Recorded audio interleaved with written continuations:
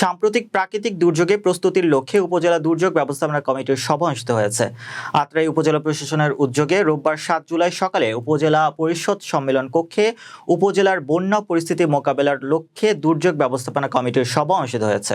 নওগাঁ জেলা প্রতিনিধি জানান, উপজেলা নির্বাহী অফিসার সঞ্জিতা বিশ্বাসের সভাপতিত্বে প্রধান অতিথি হিসেবে উপস্থিত ছিলেন আত্রাই রানীনগর আসনের সংসদ সদস্য ও উপজেলা দুর্যোগ ব্যবস্থাপনা কমিটির উপদেষ্টা অ্যাডভোকেট ওমর ফারুক সুমন। বিশেষ অতিথি হিসেবে উপস্থিত ছিলেন উপজেলা পরিষদের ভাইস চেয়ারম্যান শেখ হাফিজুর রহমান ও নবনির্বাচিত মহিলা vice chairman Ferdousi Yasmin Chowdhury daisy.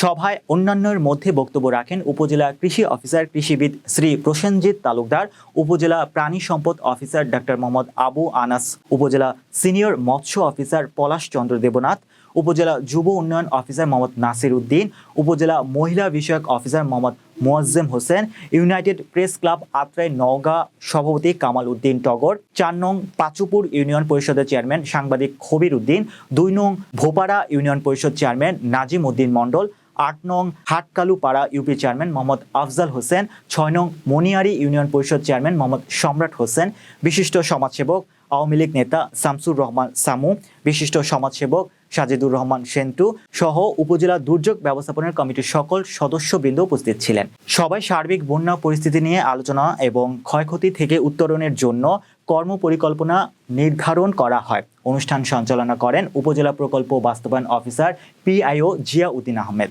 এবার জুলাই মাস কেবল শুরু হয়েছে এবং বন্যা আসছে, সেই বিবেচনায় আমার মনে হয়েছে যে এবছর 2বার বন্যা হওয়ার একটা সম্ভাবনা মনে হয় দেখা যাচ্ছে। যেহেতু কেবল জুলাই মাস, গত বছর কিন্তু জুলাই মাসে কোনো বন্যা হয়েছে বলে কোনো রিপোর্ট পাওয়া যায় না। নদী খননের প্রজেক্ট ছিল না।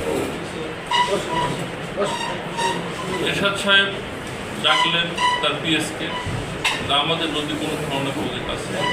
কোনো স্থান নাই, আমাদের একটা প্রজেক্ট আছে নদীর ধারে বাঁধ।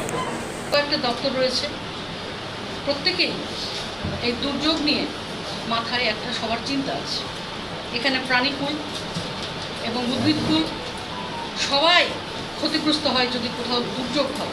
দুর্যোগ ব্যবস্থাপনা কমিটি মিটিং হচ্ছে, ব্যবস্থাপনা কমিটির মিটিংয়ের আগেই অলরেডি এত আমাদের ধন্যবাদ জানায় সর্বপ্রথম আমাদের মাননীয় সংসদ সদস্যকে, ব্যবস্থাপনা কমিটি, এবং ধন্যবাদ জানায় ইউনো সাহেবকে, প্রশাসনকে। লেট বন্যা ছিল, মানে শেষের দিকে বন্যা ছিল, আর এবার বন্যার শুরুটা প্রথম দিকেই এটার প্রভাব আমরা বুঝতে পারতেছি যে পানি বেড়ে গেছে এবং কিছু জায়গায় বাঁধ ভেঙে গেছে।